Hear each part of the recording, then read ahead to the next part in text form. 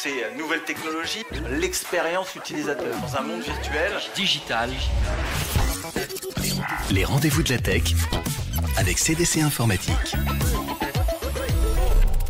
Aujourd'hui, CDC Informatique organise son 5e forum techno sur le thème de l'IA. Nous avons organisé une masterclass avec Mathieu Lagacherie de Docto Technologies que j'ai la chance d'avoir à mes côtés. Bonjour Mathieu. Bonjour. Alors Mathieu, donc l'IA générative est quelque chose qui arrive dans nos vies quotidiennes, dans nos vies professionnelles. Mais selon tes dires, il faut quand même savoir la dompter, la prompter, cette IA générative. Comment lui parle-t-on pour être efficace ? Tout à fait. C'est vrai qu'aujourd'hui, on commence à avoir des outils d'IA générative qui sont disponibles à tout à chacun.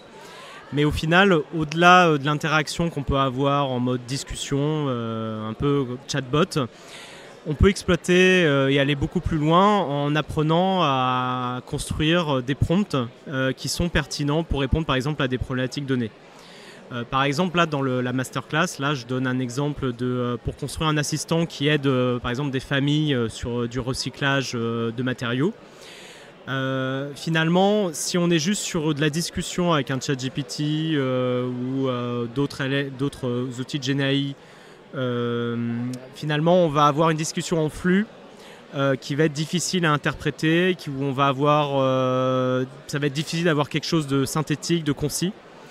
Et là, travailler du coup sur le prompt, travailler sur les bons éléments à mettre dedans, sur les objectifs, la direction, les rôles que doivent prendre l'IA pour répondre à cette question, donner des exemples, ça permet finalement d'enrichir vraiment la qualité des réponses de ces IA. Et alors du coup concrètement, qu'est-ce qu'un prompt d'ailleurs ? Un bon prompt ? Alors déjà, un prompt, c'est vraiment une phrase en langage naturel. C'est ce qui fait que c'est accessible à tout à chacun. Mais au final, un prompt, c'est aussi composé de différents éléments. On peut le découper finalement comme des sortes de briques de Lego. Par exemple, dans un prompt, on va avoir l'instruction. L'instruction, ça va être ce qu'on souhaite que l'IA nous génère. Ça va être par exemple une synthèse d'un document. C'est l'objectif qu'on lui donne. Il va y avoir le rôle. Le rôle, c'est finalement le point de vue ou le style dans lequel on souhaite que l'IA génère sa réponse. On va pouvoir aussi ajouter des exemples. Là, c'est donner un exemple de réponse pour orienter encore plus ses réponses.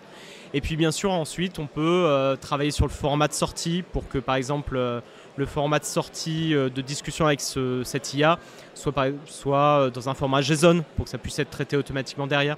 Bref, on peut imaginer plein de petites briques comme ça. Qui peuvent être décrites en langage naturel, qui font partie du prompt et qui au final, en les optimisant, ça permet de vraiment augmenter la qualité des interactions. Et du coup, il faut être très très précis dans ce qu'on recherche ou il faut laisser une part entre guillemets, de créativité à l'intelligence artificielle ? Alors je dirais que plus le use case est précis, plus il faut qu'on ait des objectifs précis, des exemples précis. Ça dépend aussi de la criticité de ce qu'on veut faire. Si c'est un assistant qui nous aide sur des sujets, on va dire, plus dans le monde personnel, on va dire s'il se trompe, c'est pas forcément grave. Si c'est dans un monde professionnel, clairement, la régularité de ses réponses et sa capacité finalement à donner des réponses qui sont sans hallucination, c'est très important. Et c'est pour ça que le prompt, ça va avoir une très grosse influence sur ses résultats. Et du coup, quand je t'entends parler un petit peu du prompt, justement, on guide l'IA vers un résultat que l'on souhaite. Est-ce que c'est pas un petit peu retirer à l'humain, entre guillemets, sa part de créativité finalement ? Quand on guide une IA, finalement, c'est un peu comme un arbre des possibles. C'est-à-dire quand on lui pose une question, elle va avoir un arbre des possibles sur les réponses qu'elle peut donner. C'est un peu comme une partie d'échecs finalement. À chaque réponse ou mot qu'elle va sortir, il peut y avoir un nombre très important de mots qu'elle peut sortir derrière. Du coup, avoir le bon prompt, ça permet de l'orienter, donner une cartographie finalement qui permet de préciser au mieux notre intention.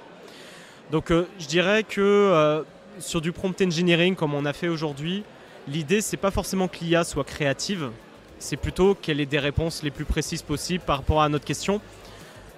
Aujourd'hui, moi, je laisse beaucoup la créativité plutôt à l'humain. Bah écoute, merci beaucoup Mathieu pour ces informations. On verra si on arrive à dompter et à prompter l'IA. Merci beaucoup. Et merci à toi. Les rendez-vous de la tech avec CDC Informatique.